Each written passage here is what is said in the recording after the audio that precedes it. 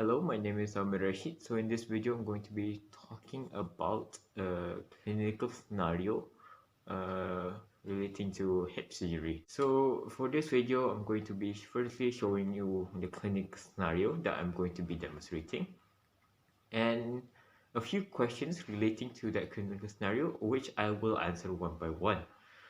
So first, show you the clinical scenario. So here is the clinical scenario. Based off the clinical scenario that I have shown, we learned a few things.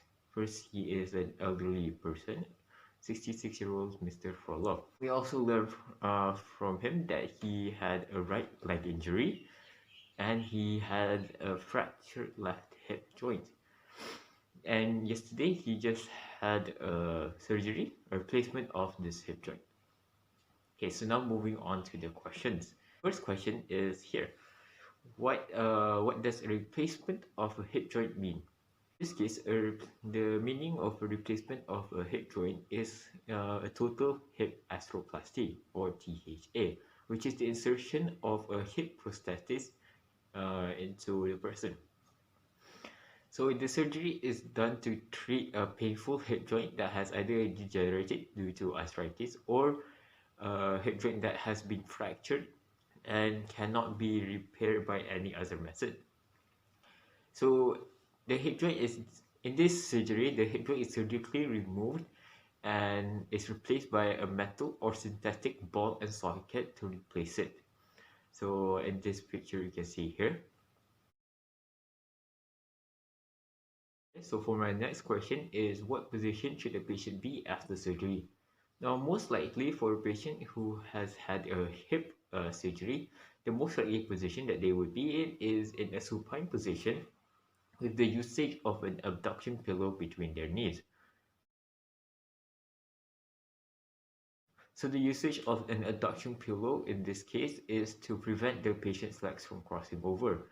Now, if the patient legs cross over, then there is a risk that the newly replaced hip joint could dislocate and cause further problems. So you place an abduction pillow between their knees to prevent this from happening. Here I'm just going to show you the positioning which I explained, wherein the patient is in a supine position with the usage of an abduction pillow between their knees to keep them from crossing over. Here we have our patient with the surgical area, the left side.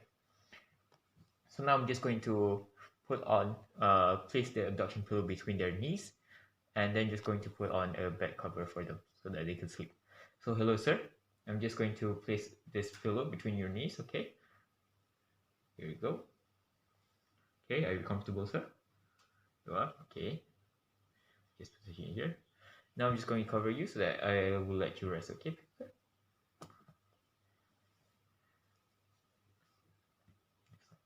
Okay, so that is the usage of abduction pillow. So just to prevent them from crossing over their legs over, so that it reduces any risk of the new hip replacement of being dislocated. For my third question is, what position should be avoided after a hip surgery? So for this patient, the position that must be avoided after their surgery is a phallus position or a prone position, as the patient are not allowed to sleep on their operative side. Other positions may be also um, ensuring that when a patient is sitting, their knees are not bent more than a 90-degree angle, as this could cause hip dislocation. So when caring for a patient who has hip surgery, we should avoid elevating the head of the bed more than 45-degree angle. So in this case, the follow position, like I said, is not advisable for the patient, because in follow position, usually the head of the bed is at around 45 to 60-degree angle. So here I'm just going to show you a couple of positions the patient should not be in. So for the first position is of course the fall position, which I said. So in the fall position, usually the patient will be in this sort of state, which is in a semi-sitting state. And such, we do not want this because we do not want the angle of the hip here, this angle here, to be in a weird angle, which allows for the hip to might dislocate just because since it's just after surgery and it's not fully healed yet. Now, another position besides the follow is of course the prone position, which usually a patient is like this here. Now, in this case, the position prone put pressure on the might put pressure on the cervical area, which can cause pain, and also it has the risk of dislocating the newly replaced hip joint. So that's why we should avoid this position in any case. And for my last question is, what should I be concerned of caring for the patient? So the concern is that I would have for when carrying a patient who had a hip surgery is the concern of the patient's positioning on the bed and how they are laying down or how they are sitting, because we do not want the patient to be in a rather bad positioning that could cause a dislocation of the newly replaced hip joint, which can cause problems and may cause the patient to undergo another surgery to fix it again. So other than the positioning of the patient, I should also be worried of the surgical wound of the patient. I should check to see if there are any signs of infection or if there is any sort of discharge that's accumulated, such as maybe a blood clot or a nerve damage that can be observed when inspecting the surgical area. So now I'm just going to show you what I should be concerned of, or what we should be concerned of when caring for a patient who had hip surgery. So for this, I'm just going to go into the patient. I'm just going to do a checkup of the patient and see how he is doing.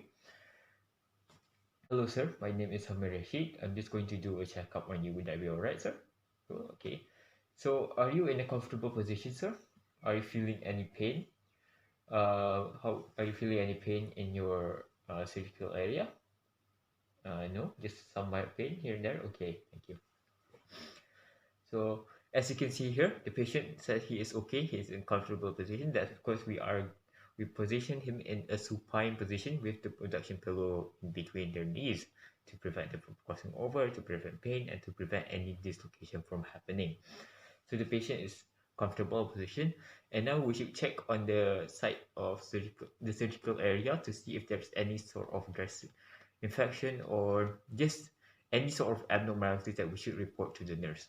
So sir, I'm just going to uncover you for a moment. I'm just going to check on your surgical area. Would that be all right? Okay, thank you. So here we open it up and we check on the surgical area to see if there are any sort of infection or anything. So here we can see that the patient is okay, the dressing is okay, and there is no sort of signs of abnormalities. So now we can cover the patient back up. So sir, everything looks to be okay. I'm just going to cover it back up and let you rest, okay? Okay, thank you. And that is it. So thank you for watching the video.